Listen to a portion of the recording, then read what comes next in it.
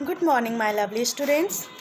आज मैं आप लोगों को हिंदी व्याकरण के पाठ निबंध लेखन का अध्ययन करवाऊंगी। निबंध लेखन जिसे इंग्लिश में ऐसे राइटिंग भी कहा जाता है। पहले हम जानते हैं कि निबंध लेखन होता क्या है।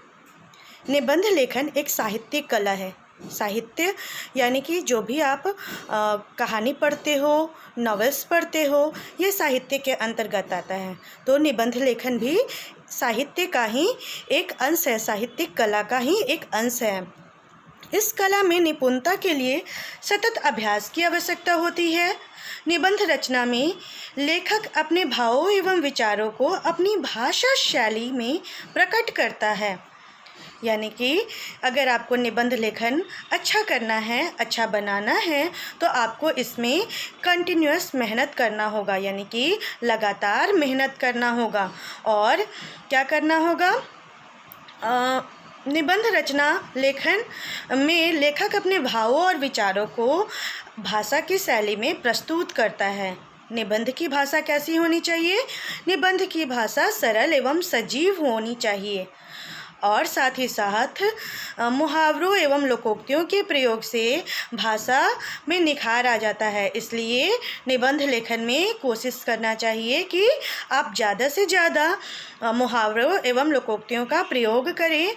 और यह जो मुहावरे और लोकोक्ति होने चाहिए, किससे आपकी जो टॉपिक है, जो भी शीर्षक है निबंध का, उससे संबंधित होना चाहिए। तभी आपका जो निबंध लेखन होगा वो सुंदर दिखेगा। निबंध रचना को 3 भागों में विभाजित किया जा सकता है। यानी कि निबंध रचना को कितने भागों में विभाजित किया गया है? निबंध रचना को 3 भागों में विभाजित किया गया है। पहला जो भाग है उसे भूमिका या आरंभ भाग भी कहते हैं, ठीक है। दूसरा भाग है मध्य भाग, जिसे विषय वस्तु भी कहा जाता है। और तीसरा भाग उपसंहार यानी निष्कर्ष भी कहा जाता है।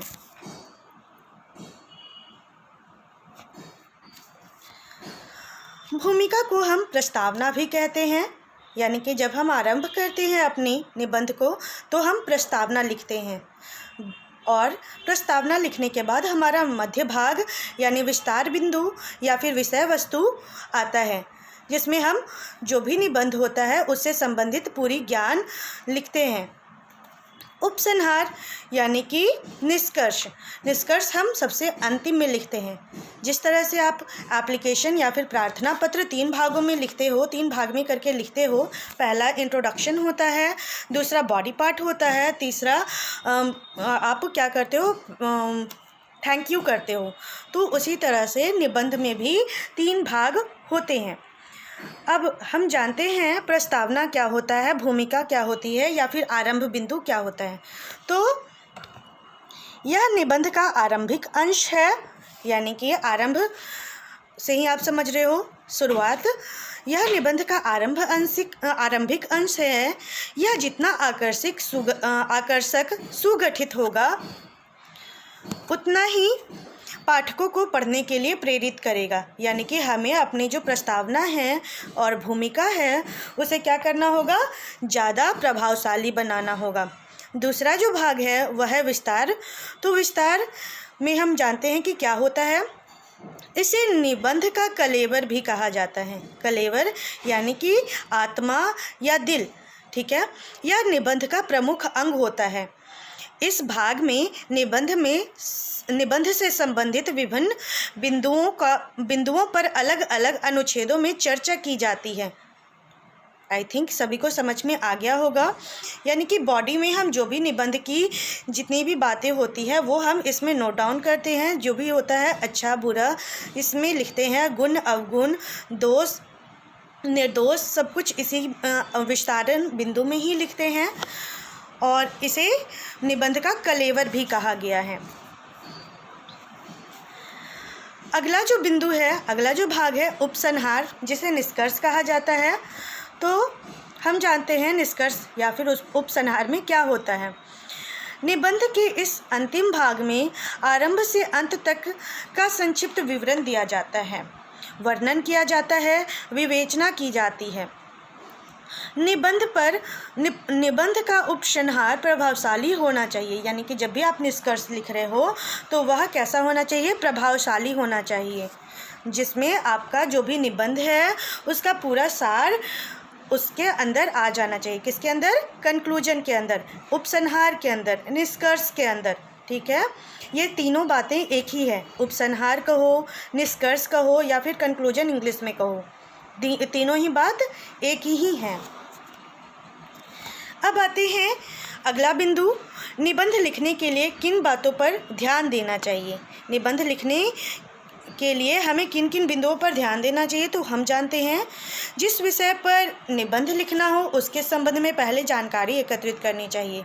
जो भी हम निबंध लिख रहे हैं उससे संबंधित हमें संपूर्ण जानकारी एक जगह कर लेनी चाहिए और फिर क्या करना चाहिए, निबंध की रूपरेखा तैयार करनी चाहिए। ठीक है, बिना रूपरेखा के आप निबंध बहुत सुंदर और आकर्षक ढंग से नहीं लिख पाओगे। निबंध की भाषा सरल व स्पष्ट होनी चाहिए। निबंध की भाषा ऐसी होनी चाहिए जो लोग आसानी से समझ जाएं और उसमें इतनी भी कठिन शब्दों का भी प्रयोग नहीं करना चाहिए कि लोग कुछ समझ ही ना पाए। आगे आते हैं चौथे बिंदु में, तो निबंध के प्रारंभ में दोहे, सूक्तियाँ, काव्य पंक्तियाँ अवश्य लिखने चाहिए। इससे निबंध क्या बन जाता है, प्रभावशाली बन जाता है। अगर हम निबंध शुरुआत कर रहे हैं तो उसके शुरुआत में हमें दोहे डाल देनी चाहिए, सूक्तियाँ डालनी चाहिए, काव्य पंक्तियाँ डालनी चाहिए। इससे क्या होगा, हमारा जो निबंध है, हम जो निबंध लिख रहे हैं वो बहुत ही ज़्यादा खूबसूरत उभर कर आएगा।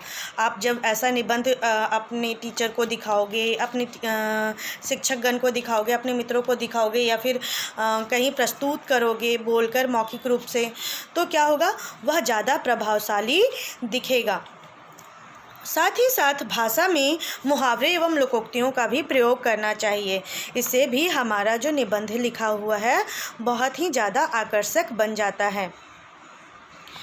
अब क्या जानेंगे हम आगे, हम जानेंगे निबंध के कितने प्रकार होते हैं। निबंध के मुख्यतः 3 प्रकार होते हैं, वर्णनात्मक, विवरणात्मक और विचारात्मक।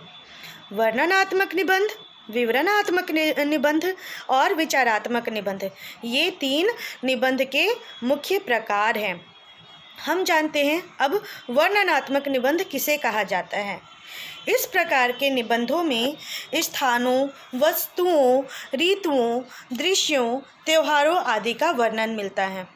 जब भी हम किसी स्थान के बारे में, वस्तुओं के बारे में, ऋतु के बारे में या दृश्य के बारे में, त्यौहार के बारे में बात करते हैं, निबंध लिखते हैं तो वह वर्णनात्मक निबंध के अंतर्गत आता है। अब विवरणात्मक निबंध जानते हैं कि क्या है। इस प्रकार के निबंध में घटनाओं, यात्राओं, संस्मरणों, उत्सवों तथा महापुरुषों का वर्णन किया जाता है। अगर आप विवरणात्मक निबंध लिखना चाह रहे हो तो आप घटना पर लिख सकते हो, यात्रा पर लिख सकते हो। जैसे कि आप कहीं गए हो घूमने तो आप उसके ऊपर लिख सकते हो निबंध। जैसे आप मान के चलो कि पटना घूमने गए हो या फिर हरिद्वार घूमने गए हो, तो आप उसमें सारा विवरण दोगे कि हमने कैसे कैसे टिकट बुक कराया, हमने कैसे कैसे अपनी यात्रा शुरू की, हमने क्या क्या पैकिंग किया था। ये सारी चीज़ हम विवरण देते हैं उसमें। ठीक है, तो ये हमारे विवरणात्मक निबंध के अंतर्गत आता है। और आपने संस्मरण भी पढ़ा होगा अपनी कक्षा की पाठ्यपुस्तक वसंत भाग 2 में, बचपन, जिसकी लेखिका कृष्णा सोगती है। संस्मरण का अर्थ होता है यादें। ठीक है, संस्मरण का अर्थ होता है यादें। तो जब आप अपनी किसी चीज़ को याद करके लिखते हो उसे, तो वो भी कहाँ आता है, निबंध लेखन के विवरणात्मक निबंध में। अब आते हैं निबंध के तीसरे और अंतिम प्रकार में, जिसका नाम है विचारात्मक निबंध। इस प्रकार के निबंध में किसी विचार, समस्या आदि का वर्णन किया जाता है। जब हम किसी समस्या के ऊपर या फिर विचार के ऊपर निबंध लिखते हैं तो क्या आ जाएगा, विचारात्मक निबंध आ जाएगा, यानी कि हम इसके ऊपर विचार करते हैं और इसका सोसाइटल इफ़ेक्ट यानी कि सामाजिक असर क्या होता है ये सब भी जानते हैं। परिणाम, दुष्परिणाम, ये सारी चीज़ें इसके अंतर्गत हम लिख सकते हैं। तो इस तरह से हमने आज आपको निबंध लेखन पढ़ाया। आपको आशा करती हूँ कि समझ में आ गया होगा निबंध लेखन किसे कहते हैं, निबंध को कितने भागों में विभाजित किया गया है, निबंध लिखने के दौरान हमें किन किन बातों का ध्यान रखना चाहिए और साथ ही निबंध के कितने प्रकार होते हैं। धन्यवाद।